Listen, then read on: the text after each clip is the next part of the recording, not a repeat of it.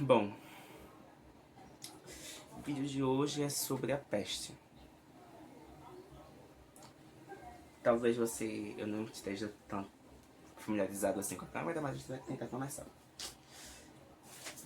Existia uma Europa medieval completamente desprovida de qualquer requinte higiênico. Então, o ambiente era propício para a proliferação de ratos. Os ratos, eles eram integrantes costumeiros e rotineiros da Europa na Idade Média. Especificamente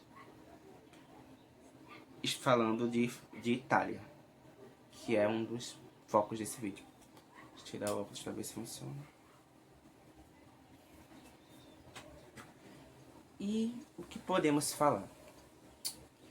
Na Ásia, existe uma espécie de pulga que se hospeda no rato negro.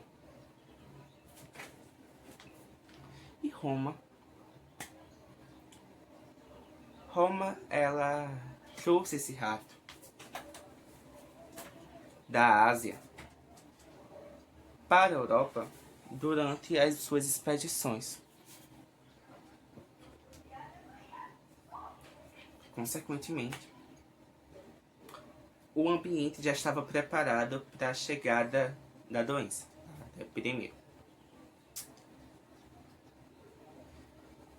Vamos falar agora de táticas de guerra que levaram essa doença a chegar. Por quê?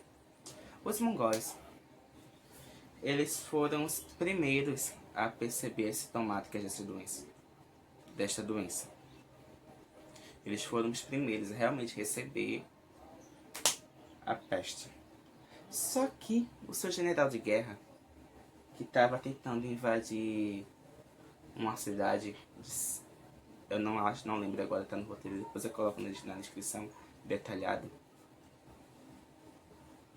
Ele percebeu o quão rápido essa doença, se ela estava pelos seus soldados, e começou a utilizar a pandemia em função da dominação desta cidade.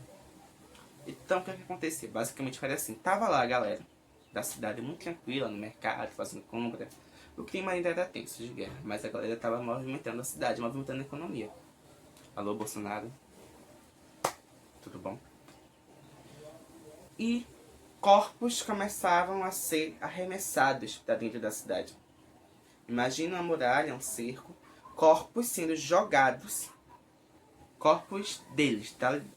Pra ser sincero, assim, tipo, da galera que morreu com a pandemia, ou seja, corpos infectados, começaram a ser jogados dentro das cidades. Então, o clima da cidade começou a ficar tão... Uma cidade medieval, vocês têm que ter em mente que qualquer questão ligada a saneamento e higiene, tá? Não existe. Que você tenha um cheiro forte e resíduos nas ruas, ratos, população de ratos muito grande.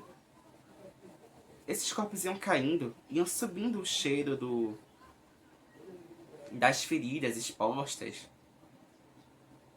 do pus e ratos. Os ratos começavam que estavam passando, eram infectados também. Então, os moradores, com medo da pandemia, eles fugiram para a Europa. Só que eles fugiram já infectados, carregando os vírus. E chegaram na Europa. Eu posso abrir aqui meu caderninho e voltar uma página ou outra.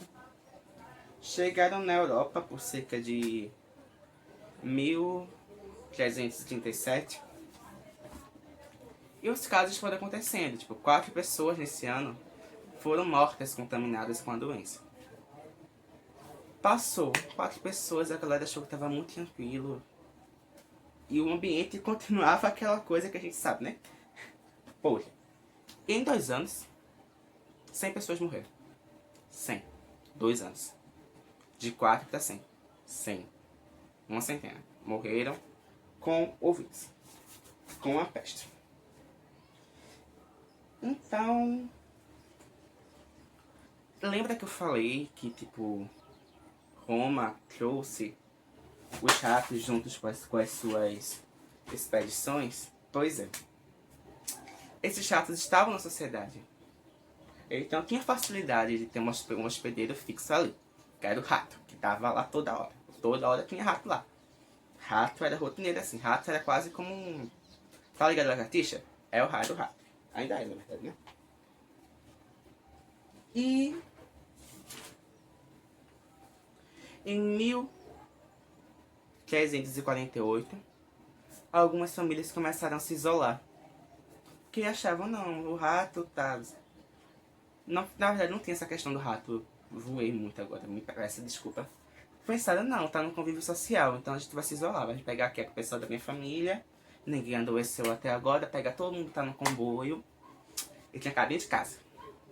Só que tinha rato. Porque, veja, as famílias na Idade Média, falando especificamente da galera mais pobre assim, uma família com 5, 6 integrantes isolados dentro de casa, com a quantidade de rato um pouco mais superior a isso, e condições de higiene não tão boas, só podia gerar um quadro perfeito para esse vírus se alastrar e se fazer presente. Aí o que aconteceu? Eu tô falando muito aí, isso tá ficando meio chato. O que foi que aconteceu? Essas famílias começaram a se infectar. Vamos dar um exemplo. Tá lá a pulguinha do rato. A pulguinha do rato morde a mãe. A mãe começa a se infectar. A galera começa a querer cuidar da mãe. Mãe morre. Passa para os filhos, passa para o marido posteriormente.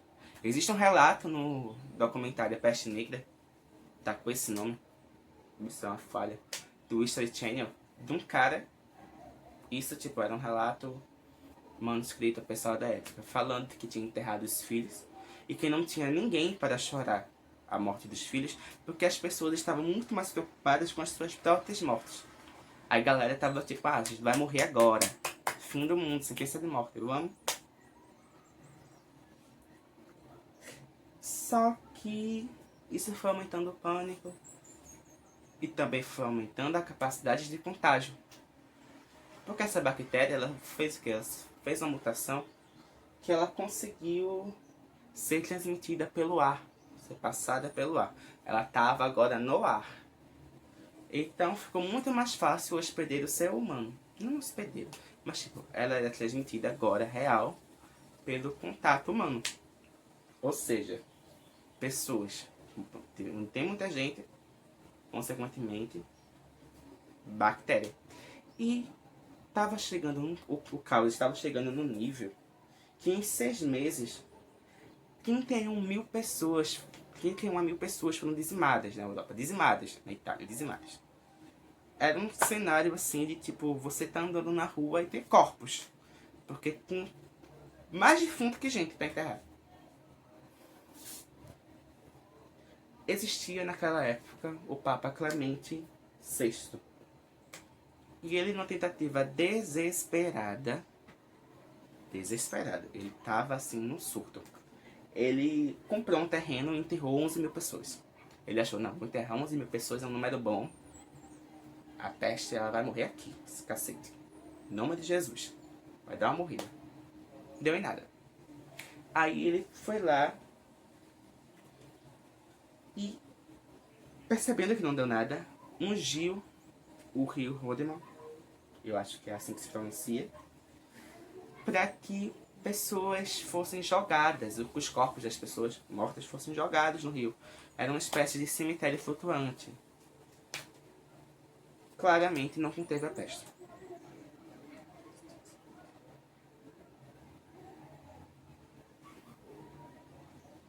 E a peste, em 1549, transformou a Europa num ápice de loucura, de irracionalidade e de enfraquecimento imunológico. Porém, Estrasburgo, na Alemanha, estava intacta. Intacta. Só que eles estavam intactos, mas estavam sabendo o que estava rolando na Europa. Então pensaram, será que... Porque sempre nessa época, quando começa a pandemia, algumas pessoas começam a querer se vangloriar, utilizar isso a seu favor. Aí teve uma galera que começou a soltar uns boatos de que os judeus que estavam espalhados pela Europa, que eles chamavam de mundo, mas era Europa, só a Europa, eles estavam envenenando a água. Ou seja, uma narrativa que não tem nada, absolutamente nada a ver com o real motivo, mas que é justificável, porque naquela época a galera não tinha acesso nenhum à ciência. O que tinha era muito pouco, e não era para qualquer um. Então essas minorias começaram a se transformar em alvos. Porque sempre que há um processo em que a sociedade está em pânico, existe uma minoria social que é um motivo de ódio comum, porque questões religiosas, questões políticas, consequentemente essa minoria ela vira alvo. O Estado, ele optou por isolar essas pessoas. Então existiam guardas nos bairros que eram povoados pelos judeus. Porém, o isolamento, meus amigos, gera o desprezo. Isso lá, porque agora o isolamento é extremamente necessário. Por favor, isola aí. E as pessoas continuavam a se manifestar, continuaram a odiar e querer massacrar, querer matar, o que gerou o dia 14 de fevereiro, conhecido como o Massacre de São Valentim, cujo slogan preferencial era conversão ou morte. Eles enterraram vivos 1000 judeus que não quiseram converter-se ao cristianismo. E 5 meses depois, em resposta a essa barbárie, 5 meses depois, a peste faz 16 mil vítimas neste local. Você percebe aí que todo o processo da peste, que ela matou mais de 50 mil em 11 anos, ele foi sendo contido com o tempo, com quadros de isolamento. A galera foi se isolando. E isso não foi nenhuma determinação estatal, porque naquela época o governo estava muito mais preocupado em manter seu poder. Por isso aliou-se a igreja também, porque era chancelando o poder do... Depois eu faço um vídeo sobre isso. E as pessoas foram se isolando. A maioria dos infectados foi morrendo. Então existiam épocas de pico de casos de pessoas muito mortas na rua e tipo, não tinha gente para enterrar essas pessoas. E depois foi se normalizando, foi abaixando a quantidade de mortos nas cidades e tal. E foi marcado, foi um dos marcos mais poderosos assim, as cartas que foram colocadas nesse documentário que eu falei pra vocês, que eu vou colocar o link na descrição, porque eu tenho uma memória muito péssima, por isso que eu evitei citar nomes e livros. Isolamento, ele é uma melhor forma de prevenção. Ponto. Termina aqui, não tenho mais nada a falar sobre a peste.